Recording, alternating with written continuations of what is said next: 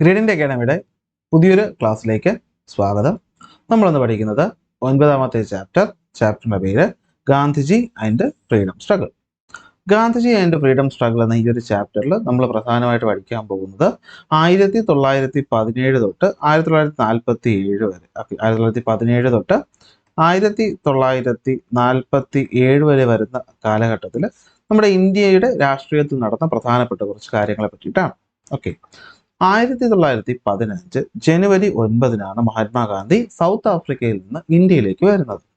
South ആഫ്രിക്കയിൽ ജോലി ചെയ്തുകൊണ്ടിരുന്ന ഗാന്ധിജി അന്ന് അവിടെ നടന്ന ബോർ വാറിൽ പങ്കെടുക്കുകയും, അതായത് യുദ്ധത്തിൽ പങ്കെടുക്കുക എന്ന് വെച്ചാൽ യുദ്ധം ചെയ്യാൻ പോകുക എന്നല്ല, യുദ്ധത്തിൽ മുറിവേറ്റ ആൾക്കാരെ സഹായിക്കുകയും അങ്ങനെ പല കാര്യങ്ങളൊക്കെ ചെയ്തിരുന്നു. അപ്പോൾ അത് കാരണം ബ്രിട്ടീഷുകാർക്ക് അദ്ദേഹത്തിന് ഇഷ്ടമായിരുന്നു. ഇന്ത്യയിലേക്ക് 1915 ജനുവരി 9 എത്തുന്ന ഗാന്ധിജി. ഈ ജനുവരി 9 എന്ന് പറയുന്ന ഡേറ്റിന് ഒരു ചെറിയ പ്രത്യേകതയുണ്ട്. ഈ ജനുവരി 9 പ്രവാസി ഭാരതീയ ദിവസ് ആയിട്ട് നമ്മൾ ഇന്ത്യയിൽ ആഘോഷിക്കുന്നത്. 2003 മുതലാണ് നമ്മൾ എന്ത് ചെയ്യുന്നത്, ജനുവരി 9 പ്രവാസി ഭാരതീയ ദിവസ് ആയിട്ട് ആചരിക്കുന്നത്, അല്ലെങ്കിൽ ആ ദിവസത്തിന് ആ ഒരു ഇമ്പോർട്ടൻസ് കൊടുക്കുന്നത്. എന്താണ് ഇമ്പോർട്ടൻസ്? ഗാന്ധിജി ഇന്ത്യയിലേക്ക് മടങ്ങിയെത്തി, അപ്പോൾ പ്രവാസിയൊക്കെ വേണ്ടിയിട്ട് അങ്ങനത്തെ ഒരു ദിവസം ഡെഡിക്കേറ്റ് ചെയ്തു. അങ്ങനെ 1915 ഇന്ത്യയിലേക്ക് വരുന്ന ഗാന്ധിജിക്ക് അതേ വർഷം തന്നെ ബ്രിട്ടീഷുകാർ ഒരു ബഹുമതി കൊടുക്കുന്നു, കൈസർ ഇ ഹിന്ദ്. അതാണ് ബഹുമതിയുടെ പേര്. ഓക്കെ, അപ്പോൾ കൈസർ ഇ ഹിന്ദ് എന്ന ബഹുമതിയൊക്കെ വാങ്ങി ഇന്ത്യയിലെത്തുന്ന ഗാന്ധിജിക്ക് അപ്പോൾ ബ്രിട്ടീഷുകാരുടെ മുമ്പിൽ നല്ലൊരു ഇമേജ് ഉണ്ട്. അതായത് ഗാന്ധിജി ഒരു കാര്യം പറഞ്ഞു കഴിഞ്ഞാൽ ബ്രിട്ടീഷുകാർക്ക് അത് കേൾക്കാതിരിക്കാനായിട്ട് പറ്റില്ല. അപ്പോൾ അതാണ് മറ്റ് നേതാക്കളിൽ നിന്ന് ഗാന്ധിജിക്ക് ഉണ്ടായിരുന്ന ഒരു അഡ്വാൻറ്റേജ് എന്ന് പറയുന്നത്. മറ്റ് നേതാക്കളെ അപേക്ഷിച്ച് കാലഘട്ടം നമ്മൾ നോക്കുകയാണെങ്കിൽ ഗാന്ധിജിയെ ബ്രിട്ടീഷുകാർക്ക് അത്യാവശ്യം ഇഷ്ടമുള്ള ഒരാൾ ആയിരുന്നു. അങ്ങനെ 1915 ഇന്ത്യയിലെത്തുന്ന ഗാന്ധിജി ഇന്ത്യയിലെ പല സ്ഥലങ്ങളും വിസിറ്റ് ചെയ്ത് അവിടെയുള്ള ആൾക്കാരുടെ പ്രശ്നങ്ങൾ എന്ത് ചെയ്യുന്നു, പഠിക്കുന്നു. അങ്ങനെ ഈ ഗാന്ധിജി രാഷ്ട്രീയ കാര്യങ്ങളൊക്കെ ഇടപെട്ട് വരുന്നു. അങ്ങനെയുള്ള 19 തൊട്ട് 47 വരെ ഉള്ള ആ ഒരു ഫേസിനെ വിളിക്കുന്ന പേരാണ് ഗാന്ധിയൻ ഫേസ്. ലിബറൽസും അവരൊരു കാലഘട്ടം, എക്സ്ട്രീമിസ്റ്റ് ആയിട്ടുള്ള ആൾക്കാർ കോൺഗ്രസ് കൊണ്ടുവരുന്ന ഒരു കാലഘട്ടം, മൂന്നാമതായിട്ട് വരുന്നതാണ് എന്ത്, ഗാന്ധിയൻ ഫേസ് എന്ന് പറയുന്നത്. അപ്പോൾ ഗാന്ധിയൻ ഫേസ് എപ്പോൾ മുതൽ എപ്പോൾ വരെയാണെന്ന് ചോദിച്ചാൽ 1919 തൊട്ട് 47 വരെ വരുന്ന സമയമാണ് എന്ത്, ഗാന്ധിയൻ ഫേസ് എന്നറിയപ്പെടുന്നത്. ഓക്കെ, അപ്പോൾ ഈ ഗാന്ധിയൻ ഫേസ് നടന്ന കാര്യങ്ങളാണ് നമ്മൾ ഈ ഒരു ചാപ്റ്ററിൽ ഡിസ്കസ് ചെയ്യാനായിട്ട് പോകുന്നത്. നോക്കാം. 15 വന്ന മഹാത്മാഗാന്ധിജി അതേ വർഷം തന്നെ സബർമതിയിൽ എന്ത് ചെയ്യുന്നു, ഒരു ആശ്രമം സ്ഥാപിക്കുന്നു. അഹമ്മദാബാദില് സബർമതി ആശ്രമം സ്ഥാപിക്കുന്ന വർഷം 1915. ഓക്കെ, ഇനി മഹാത്മാഗാന്ധി രാഷ്ട്രീയത്തിലേക്ക് ഇറങ്ങുന്നത് എങ്ങനെയാണെന്ന് വെച്ച് കഴിഞ്ഞാൽ ചെറിയ പല സ്ഥലങ്ങളിൽ നടന്ന് ചെറിയ പ്രൊട്ടസ്റ്റുകൾ എന്ത് ചെയ്യുന്നു, അദ്ദേഹം പങ്കെടുക്കുന്നു. അങ്ങനെയാണ് അദ്ദേഹം എന്ത് ചെയ്യുന്നത്, ഇന്ത്യൻ രാഷ്ട്രീയത്തിലേക്ക് വരുന്നത്. അങ്ങനെ ആദ്യമായിട്ട് മഹാത്മാഗാന്ധി നടത്തിയ സമരം ഏത് എന്ന് ചോദിച്ചാൽ അതാണ് ചമ്പാരൻ സത്യാഗ്രഹം. ചമ്പാരൻ എവിടെയാണ്? ബീഹാറിലാണ്. എന്ന് തന്നെയാണ് ചമ്പാരൻ സത്യാഗ്രഹം നടന്നതെന്ന് ചോദിച്ചു കഴിഞ്ഞാൽ, ചമ്പാരൻ എന്ന സ്ഥലത്തുള്ള ഇൻഡിഗോ ഫാർമേഴ്സ്, ഇൻഡിഗോ എന്ന് വെച്ചാൽ നീല കർഷകർ എന്ത് ചെയ്യുന്നു, ബ്രിട്ടീഷ് പ്ലാന്റേഴ്സിന്റെ എക്സ്പ്ലോയിറ്റേഷനെതിരെ നടത്തിയ സമരമാണ് ചമ്പാരൻ സത്യാഗ്രഹം. അതിന്റെ നേതൃത്വത്തിലേക്ക് ആര് വരുന്നു? മഹാത്മാഗാന്ധി വരുന്നു. അപ്പോൾ മഹാത്മാഗാന്ധി നടത്തിയ ആദ്യത്തെ സമരം ഏതാണെന്ന് ചോദിച്ചാൽ അത് ചമ്പാരൻ സത്യാഗ്രഹമാണ്. എന്നാൽ മഹാത്മാഗാന്ധി നടത്തിയ ആദ്യത്തെ നിരാഹാര സമരം, ഹങ്കർ സ്ട്രൈക്ക് എന്ന് ചോദിച്ചാൽ അത് ചമ്പാരനല്ല, അത് അഹമ്മദാബാദ് മിൽ സ്ട്രൈക്കാണ്. അഹമ്മദാബാദ് എന്ന് പറയുന്ന സ്ഥലത്തിൽ കോട്ടൺ മിൽ വർക്കേഴ്സ് അവർക്ക് DA ഹൈക്കിന് വേണ്ടിയിട്ട് നടത്തിയ ഒരു സമരം, അല്ലെങ്കിൽ അവരുടെ ആനുകൂല്യങ്ങൾക്ക് വേണ്ടി നടത്തിയ ഒരു സമരമാണ് അഹമ്മദാബാദ് മിൽ സ്ട്രൈക്ക്. അതിന്റെ മുന്നിൽ ആരുണ്ടായിരുന്നു? മഹാത്മാഗാന്ധി ഉണ്ടായിരുന്നു. നടന്ന വർഷം 1918.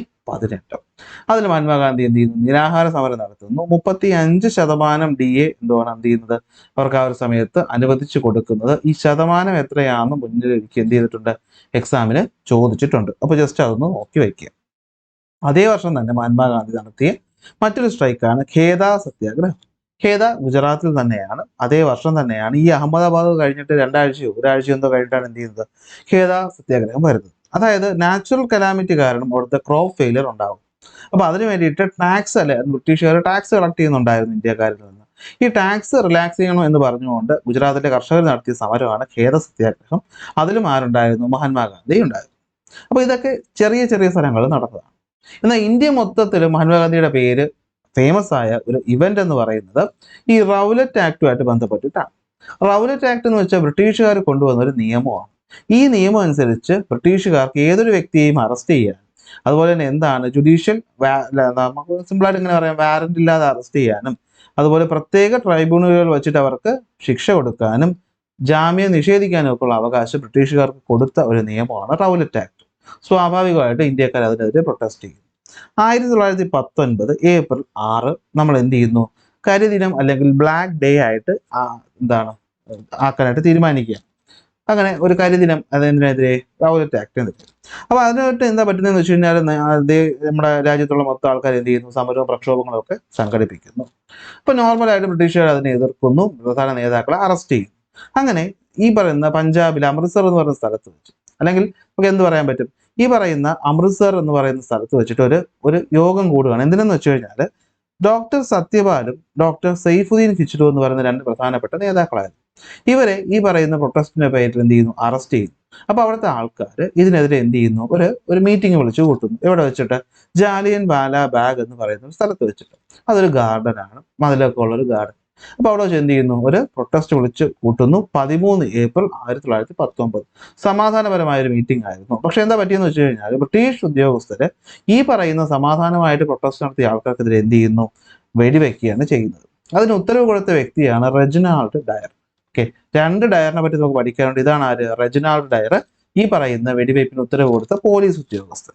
ഇതിന്റെ ഫലമായിട്ട് ഒന്ന് ആലോചിച്ച് നോക്കണം, ഒരു വലിയ സ്ഥലം, ചുറ്റും മതിൽ, അതിന്റെ എൻട്രൻസിന്റെ ഭാഗത്ത് പട്ടാളക്കാർ, അവര് മെഷീൻ ഗൺ വെച്ച് എന്ത് ചെയ്യുന്നു, അങ്ങോട്ട് വെടിവെക്കുന്നു. ഒരുപാട് പേര് എന്ത് ചെയ്യുന്നു, അന്നത്തെ ആ ഇവന്റിൽ വെച്ചിട്ട് മരിക്കുകയാണ് ചെയ്യുന്നത്. അത് മൊത്തം രാജ്യത്ത്, അതുപോലെ തന്നെ ബ്രിട്ടീഷ് രാജ്യത്ത്, അതായത് ഇംഗ്ലണ്ടിലും ഒക്കെ വളരെ വലിയ ചർച്ചകളായ ഒരു കാര്യമാണ്. അതോടുകൂടി ബ്രിട്ടീഷുകാർക്ക് എതിരായിട്ട് ആര് മാറുകയാണ്? ഗാന്ധിജി മാറുകയാണ്. അദ്ദേഹത്തിന്റെ കൈസറി ഹിന്ദ് പദവി ഞാൻ പറഞ്ഞു 15 കിട്ടി, ബോർവാറിൽ ഹെൽപ്പ് ചെയ്തുകൊണ്ട്. അതൊക്കെ അദ്ദേഹം എന്ത് ചെയ്യുന്നു, തിരിച്ചു കൊടുക്കുന്നു. രവീന്ദ്രനാഥ ടാഗോർ അദ്ദേഹത്തിന്റെ സാർ പദവി എന്ത് ചെയ്യുന്നു, തിരിച്ചു കൊടുക്കുന്നു.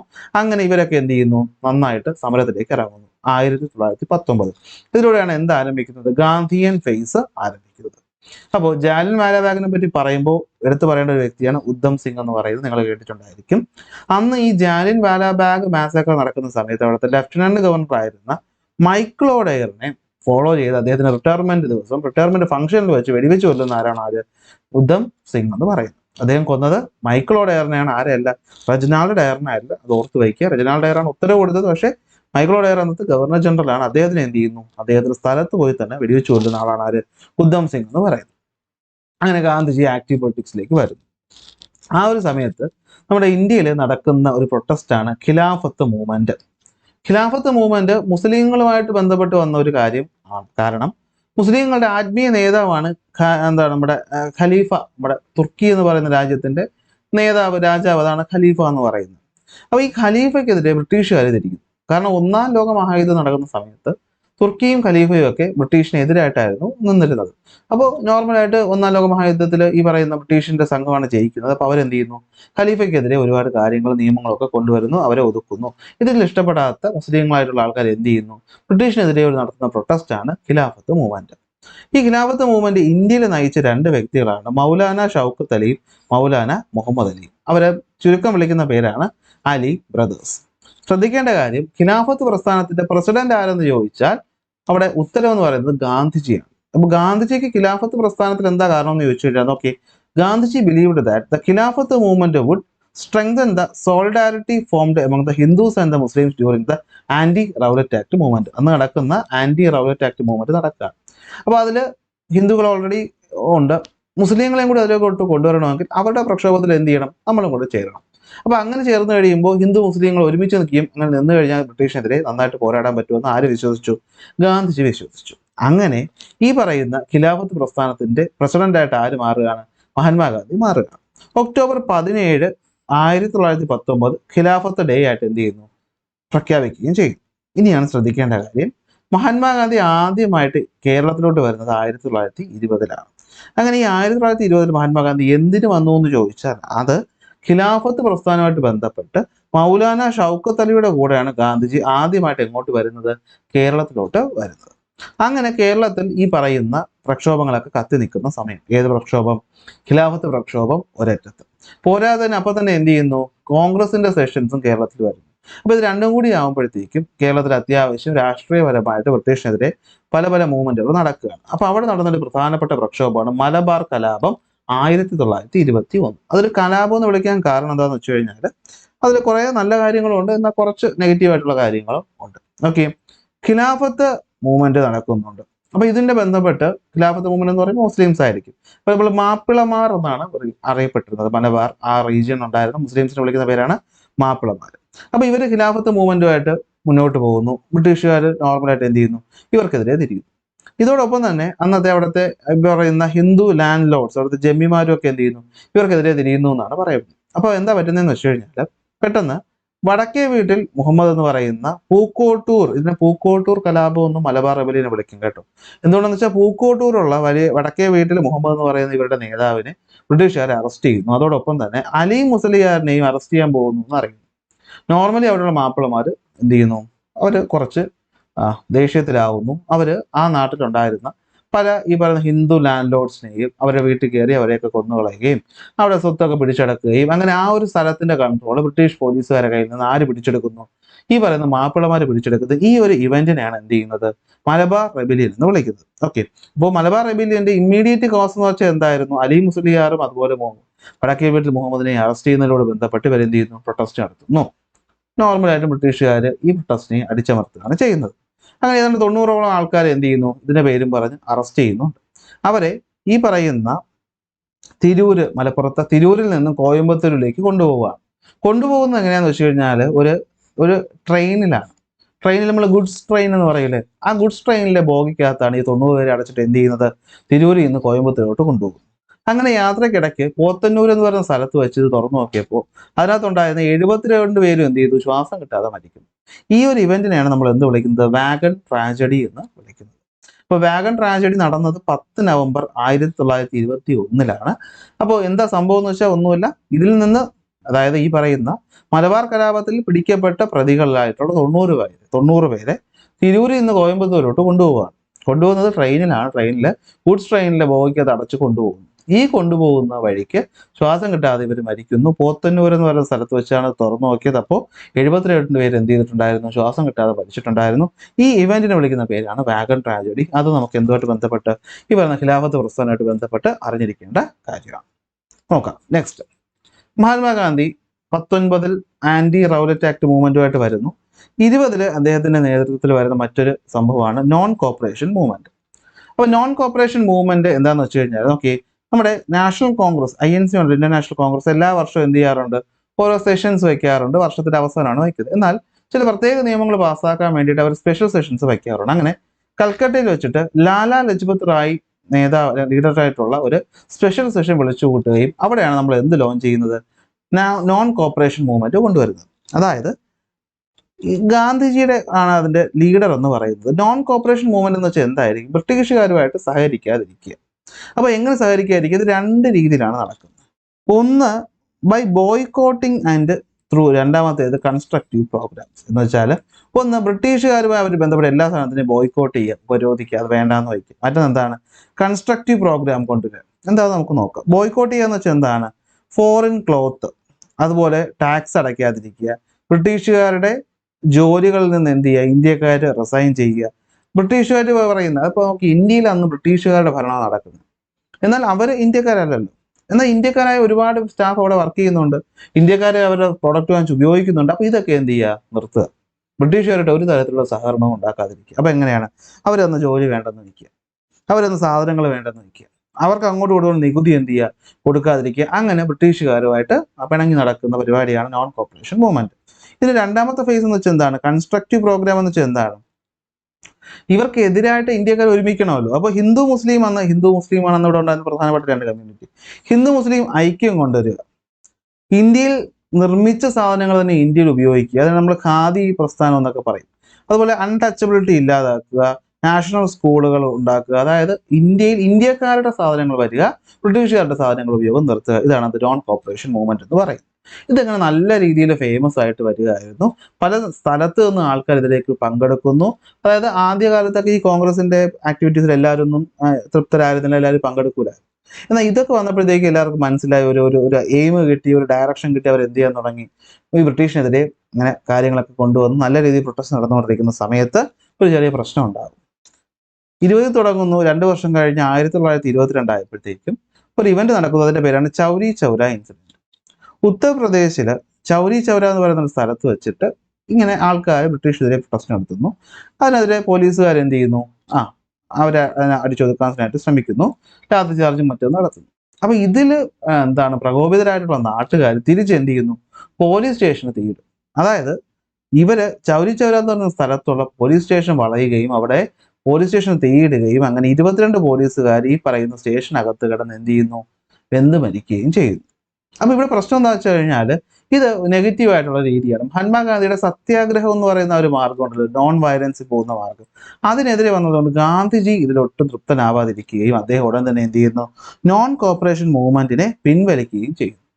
അപ്പൊ നോൺ കോപ്പറേഷൻ മൂവ്മെന്റ് പിൻവലിക്കാനുള്ള കാരണം എന്താണ്, അത് ചൗരി ചൗര ഇൻസിഡന്റ് ആണ്. അതോടെ എന്ത് ചെയ്യുന്നു, ഈ പറയുന്ന നോൺ കോപ്പറേഷൻ മൂവ്മെന്റ് എന്ത് ചെയ്യാണ്, പിൻവലിക്കുകയാണ് ഉണ്ടാവുന്നത്. ഓക്കെ, അപ്പൊ ഇതാണ് നോൺ കോപ്പറേഷൻ മൂവ്മെന്റ്. നെക്സ്റ്റ് വരുന്നത് വൈക്കം സത്യാഗ്രഹം. ഈ പറഞ്ഞ 22 എന്ത് ചെയ്യുന്നു, നോൺ കോപ്പറേഷൻ മൂവ്മെന്റ് പിൻവലിക്കുന്നു. അടുത്ത വർഷം 23 കാക്കിനട എന്ന് പറയുന്ന സ്ഥലത്ത് വെച്ചൊരു കോൺഗ്രസ് സെഷൻ നടക്കുന്നു. അവിടെ അൺടച്ചബിലിറ്റിക്കെതിരെ എന്ത് ചെയ്യുന്നു, ഒരു നിയമം, ഒരു റെസൊല്യൂഷൻ പാസ്സാക്കുകയാണ് 1923 കാക്കിനട എന്ന് പറയുന്ന സ്ഥലത്ത് വെച്ചിട്ട്. ഓക്കെ, അപ്പോൾ എന്താ പറ്റുന്നതെന്ന് വെച്ച് കഴിഞ്ഞാൽ ഈ അൺടച്ചബിലിറ്റി അല്ലെ എന്താണ്, തൊട്ടുകൂടായ്മ ഇല്ലാതാക്കണം. അപ്പൊ അന്ന് നമ്മുടെ വൈക്കം എന്ന് പറയുന്ന അമ്പലത്തിന് ചുറ്റുമുള്ള റോഡ് അവർണരായിട്ടുള്ളവർക്ക് സഞ്ചാരിക്കാനുള്ള അവകാശം എന്താണ്, ഇല്ലായിരുന്നു. അപ്പൊ അതിനെതിരെ എന്ത് ചെയ്യുന്നു, അന്നത്തെ അവിടുത്തെ നാട്ടുകാരും കോൺഗ്രസും ഒക്കെ ഇടപെട്ടിട്ട് ഒരു പ്രക്ഷോഭം നടത്തുന്നു. അതിന്റെ പേരാണ് Vaikom satyagraha. The avarnas were not allowed to use the public road around the Vaikom temple. അപ്പൊ അതിനുവേണ്ടി എന്ത് ചെയ്യുന്നു, 24 ഇത് മാറ്റണമെന്ന് പറഞ്ഞുകൊണ്ട് ആൾക്കാർ എന്ത് ചെയ്യുന്നു, നടത്തുന്ന പ്രൊട്ടസ്റ്റാണ് വൈക്കം സത്യാഗ്രഹം.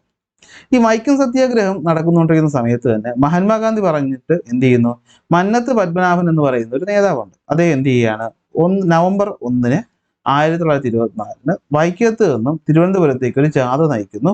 അതിന്റെ പേരാണ് സവർണ ജാഥ. എന്ത് ജാഥയാണ്, സവർണ ജാഥ എന്ന് പറയും. നടത്തുന്ന ആരാണ്, മന്നത്ത് പത്മനാഭനാണ്. നമ്മുടെ ഈ NSS എന്ന് പറയുന്ന സംഘടനയുടെ സ്ഥാപകനാണ് ആര്, മന്നത്ത് പത്മനാഭൻ. സവർണർക്ക് അപ്പൊ ഇതിനെതിരെ അല്ല. അപ്പൊ മനസ്സിലാക്കുക, രാജാവാണ് അന്ന് കേരളത്തിലെ കാര്യങ്ങൾ നോക്കുന്നത്, രാജാവിന്റെ മോള് ബ്രിട്ടീഷും. അപ്പോൾ ഗാന്ധിജി പറഞ്ഞത് കേട്ടിട്ട് എന്ത് ചെയ്യുന്നു, സവർണ ജാഥ നയിക്കുന്നു. അതായത് വൈക്കത്ത് ഈ പറയുന്ന റോഡ് തുറന്നു കൊടുക്കുന്നുണ്ട്, സവർണർക്ക് പ്രശ്നമൊന്നും ഇല്ല, സവർണരും ഇല്ലാതാവുന്നു, അൺടച്ചബിലിറ്റി അല്ലെങ്കിൽ ഈ പറയുന്ന ആചാരങ്ങൾ ഇല്ലാതാവുന്നത് സംഭവമാണ്. അങ്ങനെ നടന്നിട്ട് സേതു ലക്ഷ്മി ഭായിക്ക് എന്ത് ചെയ്യുന്നു, മെമ്മോറാണ്ടം കൊടുക്കുന്നു. അങ്ങനെ കുറച്ചു കാലം കഴിയുമ്പോൾ ആ റോഡ് ഓപ്പൺ ആക്കി കൊടുക്കും. അങ്ങനെ 24 ഈ വൈക്കം സത്യാഗ്രഹം നടക്കുമ്പോൾ, ഇതിവിടെ എന്തിനാ വൈക്കം സത്യാഗ്രഹം പറയുന്നത് വെച്ചാൽ 25 മഹാത്മാഗാന്ധി രണ്ടാമതായിട്ട് എന്ത് ചെയ്യുന്നുണ്ട്, കേരളം വിസിറ്റ് ചെയ്യുന്നു. എന്തുമായിട്ട് ബന്ധപ്പെട്ട്, ഈ പറയുന്ന വൈക്കം സത്യാഗ്രഹമൊക്കെ ആയിട്ട് ബന്ധപ്പെട്ട് മഹാത്മാഗാന്ധി രണ്ടാമത് എന്ത് ചെയ്യുന്നു, കേരളത്തിലോട്ട് വരും. അപ്പോൾ ഇതുവരെ പറഞ്ഞത് ഗാന്ധിജിയായിട്ട് ബന്ധപ്പെട്ടുള്ള കുറച്ച് കാര്യങ്ങളാണ്. അപ്പോൾ ഇതിനിടയിൽ മറ്റു കുറച്ച് ഇവന്റുകൾ ഇന്ത്യയിൽ നടക്കുന്നുണ്ട്. അതിനെപ്പറ്റി നമുക്ക് ജസ്റ്റ് ഒന്ന് നോക്കിപ്പോകും. ഓക്കെ, നിങ്ങൾ എല്ലാവരും കേട്ടിട്ടുള്ള പേരാണ് ഭഗത് സിംഗ്, ചന്ദ്രശേഖർ ആസാദ്, രാജ്ഗുരു, സുഖ്ദേവ് അല്ലെ. ഇതിൽ ഭഗത് സിംഗ് നമ്മൾ എല്ലാവരും കേട്ടിട്ടുണ്ട് അല്ലെ, ഭഗത് സിംഗ്. അപ്പൊ ഇത് സംഭവം എന്താണെന്ന് വെച്ച് കഴിഞ്ഞാൽ ഭഗത് സിംഗും ചന്ദ്രശേഖർ ആസാദും ഒക്കെ ചേർന്നിട്ട് കൊണ്ടുനടക്കുന്ന അല്ലെങ്കിൽ നടത്തുന്ന ഒരു സംഘടനയാണ് ഹിന്ദുസ്ഥാൻ റിപ്പബ്ലിക്കൻ അസോസിയേഷൻ. 24 തുടങ്ങുന്നത്. പക്ഷേ ടെക്സ്റ്റ് ബുക്ക് അതിനെപ്പറ്റി ഒന്നും പറയാത്തത് കൊണ്ട് ഞാൻ എന്ത് ചെയ്യുന്നു, ടെക്സ്റ്റിലെ കാര്യങ്ങൾ മാത്രം പോകുന്നു. 1928 സ്ഥാപിക്കപ്പെടുന്ന ഹിന്ദുസ്ഥാൻ റിപ്പബ്ലിക്കൻ അസോസിയേഷൻ, സത്യത്തിൽ അതിന്റെ പേര് ഹിന്ദുസ്ഥാൻ സോഷ്യലിസ്റ്റ് റിപ്പബ്ലിക്കൻ അസോസിയേഷൻ ആണ്. നമ്മുടെ കമ്മ്യൂണിസം ലെഫ്റ്റ് വിങ്ങുമായിട്ടൊക്കെ ബന്ധപ്പെട്ടിട്ടുള്ള ഒരു സംഘടനയാണിത്. ഇവർ കുറച്ച് അക്രമത്തിലൂടെയൊക്കെ എന്ത് ചെയ്യുന്നു, നമ്മുടെ സ്വാതന്ത്ര്യ സമരത്തിലേക്ക് ഇൻവോൾവ് ചെയ്യുന്ന ആൾക്കാരാണ്. അങ്ങനെ ഒരു അസോസിയേഷൻ വരുന്നു, ഹിന്ദുസ്ഥാൻ റിപ്പബ്ലിക്കൻ അസോസിയേഷൻ 28. അതിൽ പ്രധാനപ്പെട്ട ആൾക്കാരാണ് ചന്ദ്രശേഖർ ആസാദ്, ഭഗത് സിംഗ്, രാജ്ഗുരു, സുഖ്ദേവ്. ഇവരെ തൂക്കിക്കൊല്ലുന്നുണ്ട് പിന്നീട്. എന്താ സംഭവം നിങ്ങൾക്ക് അറിയാം, നമ്മുടെ ലാലാ ലജ്പത് റായി ലാത്തി ചാർജിൽ എന്ത് ചെയ്യുന്നു, സാൻഡേഴ്സൺ എന്ന് പറയുന്ന ഒരു ഉദ്യോഗസ്ഥന്റെ ലാത്തിയുടെ അടി കൊണ്ട് അദ്ദേഹം മരിക്കുന്നു. അപ്പൊ അതിന് പ്രതികാരം വീട്ടാനായിട്ട് മറ്റൊരു സാൻഡേഴ്സൺ ആള് മാറി ലാഹോറിൽ വെച്ച് ഇവരെന്ത് ചെയ്യുന്നു, കൊല്ലുന്നു. അപ്പൊ അതിന്റെ ഭാഗമായിട്ട് ഇവരെ പിന്നീട് തൂക്കിക്കൊല്ലുകയൊക്കെ ചെയ്യുന്നുണ്ട്. അപ്പോൾ അതൊരു അസോസിയേഷൻ ഈ സമയത്ത് ഉണ്ടായിരുന്നത് നോക്കി വെക്കുക. നെക്സ്റ്റ് വരുന്നതാണ് പൂർണ്ണ സ്വരാജ്. ഓക്കെ, അതായത് ഇനി ഇവരുടെ ബ്രിട്ടീഷുകാർ വേണ്ട, ഇന്ത്യക്ക് പരമാധികാരം തരണമെന്ന് പറഞ്ഞുകൊണ്ട് കോൺഗ്രസ് ഡിമാൻഡ് ചെയ്യുന്നതിനാണ് നമ്മൾ പൂർണ്ണ സ്വരാജ് എന്ന് വിളിക്കുന്നത്. ഈ പൂർണ്ണ സ്വരാജ് വേണമെന്ന് നമ്മൾ ഡിമാൻഡ് ചെയ്യുന്നത് കോൺഗ്രസിന്റെ ലാഹോർ സെഷനിൽ വെച്ചാണ്. 1929 ഇമ്പോർട്ടൻ്റ് ആണ്. അപ്പോൾ ഇന്ത്യക്ക് പൂർണ്ണ സ്വരാജ് വേണമെന്ന് കോൺഗ്രസ് അവകാശപ്പെട്ടത് എപ്പോഴാണ്, 1929 എവിടെ വെച്ച്, ലാഹോർ സെഷനിൽ. ലാഹോർ സെഷന്റെ പ്രസിഡന്റ് ആരാണ്, അത് ജവഹർലാൽ നെഹ്റു ആണ്. ഇതിന് ശേഷമാണ് എന്ത് വരുന്നത്, സിവിൽ ഡിസൊബീഡിയൻസ് മൂവ്മെന്റ് വരുന്നത്. അതായത് പൂർണ്ണ സ്വരാജ് വേണമെങ്കിൽ എന്ത് ചെയ്യണം, ഈ പറയുന്ന നിയമം ലംഘിക്കണം. അതായത് ബ്രിട്ടീഷുകാർക്ക് ആദ്യം നമ്മൾ നോൺ കോപ്പറേഷൻ മൂവ്മെന്റ് ആണ് കൊണ്ടുവന്നത്. അതായത് എന്താണ്, കോപ്പറേറ്റ് ചെയ്യാതിരിക്കുക. ഇനി കോപ്പറേറ്റ് ചെയ്യൂല, നമ്മൾ നിയമം എന്ത് ചെയ്യും, തെറ്റിക്കും. കുറച്ചുകൂടി ഹാർഷായിട്ട് പോകുന്നതാണ് എന്ത്, സിവിൽ ഡിസൊബീഡിയൻസ് മൂവ്മെന്റ് പ്രഖ്യാപിക്കുന്നതും ലാഹോർ സെഷനിലാണ്. അപ്പൊ 2 കാര്യം ലാഹോർ സെഷനിൽ നടക്കും. ഒന്ന് പൂർണ്ണ സ്വരാജ് വേണമെന്ന് അവകാശം കൊണ്ടുവരുന്നു, മറ്റൊന്ന് എന്താണ് സിവിൽ ഡിസോബീഡിയൻസ് മൂവ്മെന്റ് ലോഞ്ച് ചെയ്യുന്നു. അടുത്ത വർഷം 1930 എന്ത് വരുന്നത്, നിയമലംഘന പ്രസ്ഥാനം അല്ലെങ്കിൽ സിവിൽ ഡിസോബീഡിയൻസ് മൂവ്മെന്റ് വരുന്നത്.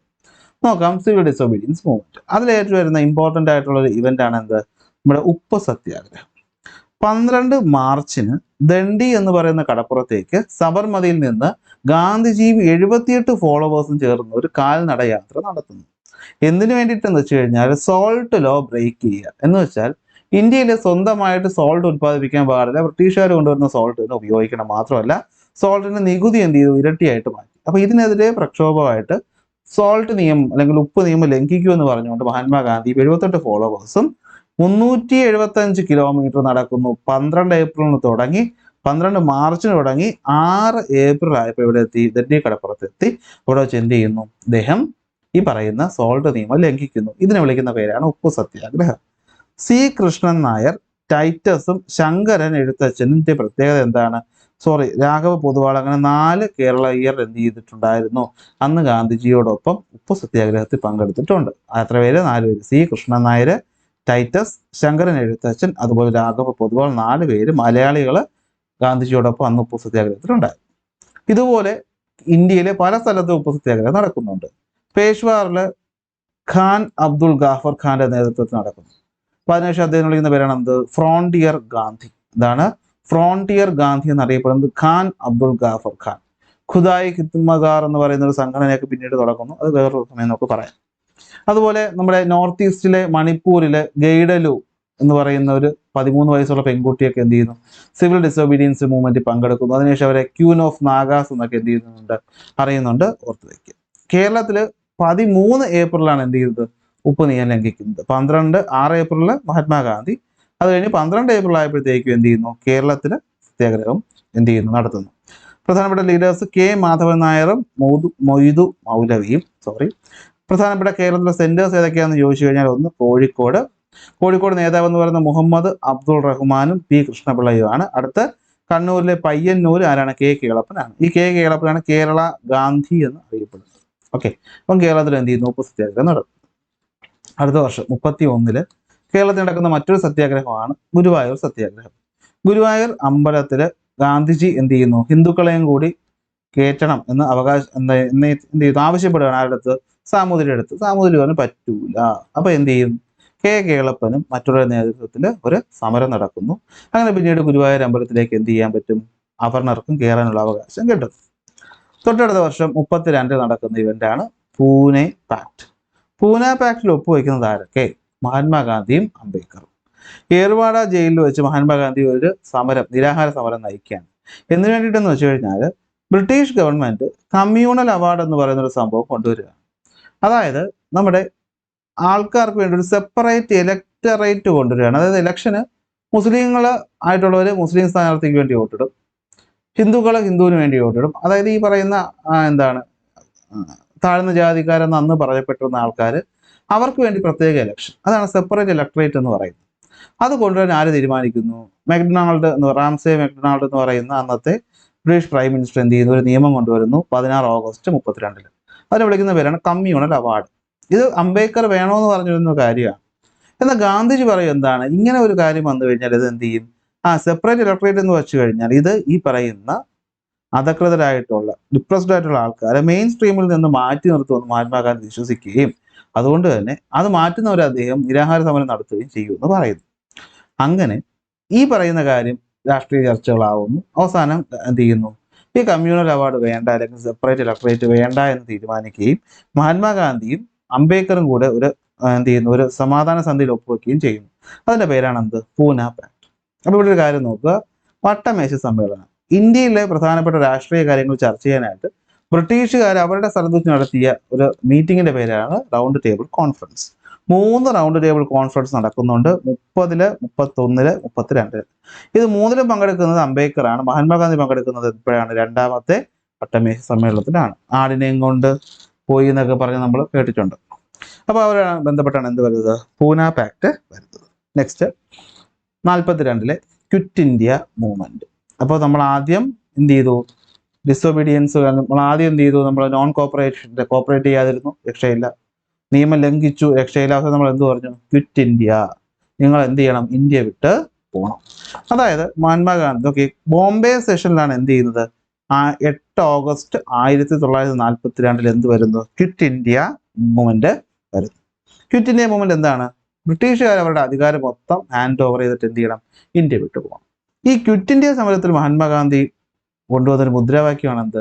ഡു ഓർ ഡൈ, ചെയ്യുക അല്ലെങ്കിൽ പ്രവർത്തിക്കുക, അല്ലെങ്കിൽ എന്ത് ചെയ്യുക? മരിക്കുക. അതായത് മാക്സിമം എന്ത് ചെയ്യുക? ഇവർക്കെതിരായിട്ട് വരിക. നോർമലി ബ്രിട്ടീഷുകാർ സമ്മതിക്കുന്നില്ല. അവരെന്ത് ചെയ്യുന്നു? ഗാന്ധിജിയെ മറ്റുള്ളവരെ അറസ്റ്റ് ചെയ്യുന്നു. അങ്ങനെ ഈ സമയത്താണ് മഹാത്മാഗാന്ധിയും അദ്ദേഹത്തിന്റെ വൈഫ് കസ്തൂർബ ഗാന്ധി എന്ത് ചെയ്യുന്നു? അഗാഖാൻ പാലസിൽ തടവിലാണ്. അവിടെ വെച്ചിട്ടാണ് എന്ത് ചെയ്യുന്നത്? മഹാത്മാഗാന്ധിയുടെ ഭാര്യയായ കസ്തൂർബ ഗാന്ധി 22 ഫെബ്രുവരി 1944 എന്ത് ചെയ്യുന്നു? മരിക്കുന്നത്. അങ്ങനെ ഗാന്ധിജി ഉൾപ്പെടെ പ്രധാനപ്പെട്ട നേതാക്കളെല്ലാം എന്ത് ചെയ്യാണ്? ജയിലിനകത്താവുക. അപ്പോൾ പുതിയ പുതിയ നേതാക്കൾ എന്ത് ചെയ്യുന്നു? മുന്നോട്ട് വരുന്നു. അങ്ങനെ വന്ന രണ്ടുപേരാണ് അരുണ അസഫ് അലിയും ജയപ്രകാശ് നാരായണനും. ഈ അരുണ അസഫ് അലിയാണ് എന്ത് ചെയ്യുന്നത്? Leader of the quit India movement എന്നറിയപ്പെടുന്നത്. ഇവരൊക്കെ എന്ത് ചെയ്യുന്നു? ഈ മഹാത്മാഗാന്ധി മറ്റുള്ളവർ അറസ്റ്റ് ആകുമ്പോൾ ഇവരെന്ത് ചെയ്യുന്നു? മുൻധാരയിലോട്ട് വരും. അങ്ങനെ 8 ഓഗസ്റ്റിലാണ് നമ്മൾ പ്രഖ്യാപിക്കുന്നത്. അപ്പോൾ തൊട്ടടുത്ത ദിവസം 9 ഓഗസ്റ്റാണ് നമ്മൾ എന്തായിട്ട് പ്രഖ്യാപിക്കുന്നത്? ക്വിറ്റ് ഇന്ത്യ ഡേ ആയിട്ട് പ്രഖ്യാപിക്കുന്നത്. അതേ 9 ഓഗസ്റ്റ് തന്നെ എന്ത് ചെയ്യുന്നു? കേരളത്തിലും ക്വിറ്റ് ഇന്ത്യ മൂവ്മെന്റ് ആരംഭിക്കുന്നു. MP നാരായണ മേനോൻ, K കേളപ്പൻ, മൊയ്തു മൗലവി, AV കുട്ടിമാളും അമ്മയൊക്കെ ഇതിന്റെ ഭാഗമായിട്ട് സമരത്തിലേക്ക് വരുന്നു. അവരൊക്കെ ബ്രിട്ടീഷുകാർ എന്ത് ചെയ്യുന്നു? അറസ്റ്റ് ചെയ്യും. ഇത് സമാധാനപരമായിട്ട് നടന്നൊരു കാര്യം. ഇതേ സമയത്ത് തന്നെ മറ്റൊരു സംഭവം ഉണ്ടാകുന്നു. എന്താണ്? നമ്മുടെ ഇന്ത്യൻ നാഷണൽ ആർമി, നിങ്ങൾ കേട്ടിട്ടുണ്ടായിരിക്കും. ആരാണ്? നമുക്കറിയുന്ന പേര് സുഭാഷ് ചന്ദ്രബോസ് ആണ്. എന്നാൽ ആരംഭിക്കുന്ന ആരാണ്? അത് നമ്മുടെ ക്യാപ്റ്റൻ മോഹൻ സിംഗിന്റെ നേതൃത്വത്തിൽ 42-ൽ സിംഗപ്പൂരാണ് എന്ത് ചെയ്യുന്നത്? ഇന്ത്യൻ നാഷണൽ ആർമി സ്ഥാപിക്കുന്നത്. പക്ഷെ പിന്നീട് അവിടെ വെച്ചത് അധികം വർക്ക് ആവുന്നില്ല. ജപ്പാനുമായിട്ടുള്ള പ്രശ്നങ്ങൾ കാരണം അത് ക്യാൻസൽ ചെയ്യുന്നു. പിന്നീട് രാജ് ബിഹാരി ബോസ് വരുന്നു. അദ്ദേഹത്തിന്റെ കയ്യിൽ നിന്ന് ഈ പറയുന്ന INA-യുടെ ലീഡറായിട്ട് ആര് വരികയാണ്? സുഭാഷ് ചന്ദ്രബോസ് വരികയാണ്. കാരണം സുഭാഷ് ചന്ദ്രബോസും കോൺഗ്രസിന്റെ തന്നെ ഭാഗമായിരുന്നു. പിന്നീട് അതിന് മാറിയാണ് ഇതിലോട്ട് വരുന്നത്. ഓക്കെ, ക്യാപ്റ്റൻ ലക്ഷ്മി ഒരു കേരളത്തിൽ നിന്നുള്ള ഈ പറയുന്ന INA പ്രവർത്തിച്ച ഒരു വനിതയാണ്. അതുപോലെ പക്കം അബ്ദുൽ ഖാദറും എന്ത് ചെയ്യുന്നതാണ്? INA പ്രവർത്തിച്ച ഇന്ത്യക്കാരനാണ്. സോറി, കേരളീയനാണ്. നോക്കാം, ലാസ്റ്റ് തീരുന്നു. 1940 ഒരു സെഷൻ നടക്കുന്നു ലാഹോറിൽ. ആരുടെ സെഷൻ? മുസ്ലിം ലീഗ്. ഓക്കെ, ഇന്ത്യൻ നാഷണൽ കോൺഗ്രസിനോടൊപ്പം തന്നെ മുസ്ലിങ്ങൾക്ക് വേണ്ടിയിട്ട് എന്ന് നമുക്ക് വേണമെങ്കിൽ പറയാം ഉണ്ടായിരുന്ന മറ്റൊരു സംഘടനയാണ് മുസ്ലിം ലീഗ് എന്ന് പറയുന്നത്. 16 എന്തുവാണത് ആരംഭിക്കുന്നത്. അപ്പൊ ഈ മുസ്ലിം ലീഗ് അന്ന് കോൺഗ്രസിനോടൊപ്പം ഉണ്ടെങ്കിലും 40 അവർ പുതിയൊരു കാര്യം കൊണ്ടുവരുന്നു. അവർക്ക് എന്ത് വേണം?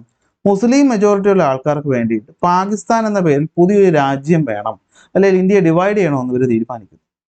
ഇത് ബ്രിട്ടീഷുകാരുടെ ഒരു പോളിസിയുടെ ഭാഗമായിട്ട് വന്നതാണെങ്കിലും ഇത് കോൺഗ്രസ് മുസ്ലിം ലീഗ് എന്ത് ചെയ്തിട്ടുണ്ടായിരുന്നു? നേരത്തെ ആവശ്യപ്പെട്ടിട്ടുണ്ടായിരുന്നു.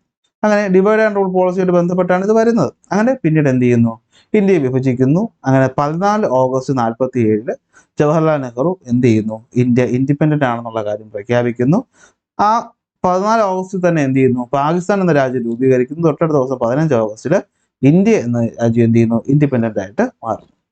കാരണം ഈ സമയത്ത് തന്നെ സെക്കൻഡ് വേൾഡ് വാർ അവസാനിക്കുന്നത് 45 സമയത്താണ്. അപ്പൊ അപ്പോഴത്തേക്കും ബ്രിട്ടീഷുകാരൊക്കെ ഏതാണ്ട് അവർ യുദ്ധമൊക്കെ ചെയ്ത് മടുത്തു. അവർക്ക് ഈ കോളനികളൊക്കെ മെയിൻറ്റെയിൻ ചെയ്ത് പോകാൻ പറ്റാത്തൊരവസ്ഥയൊക്കെയായി.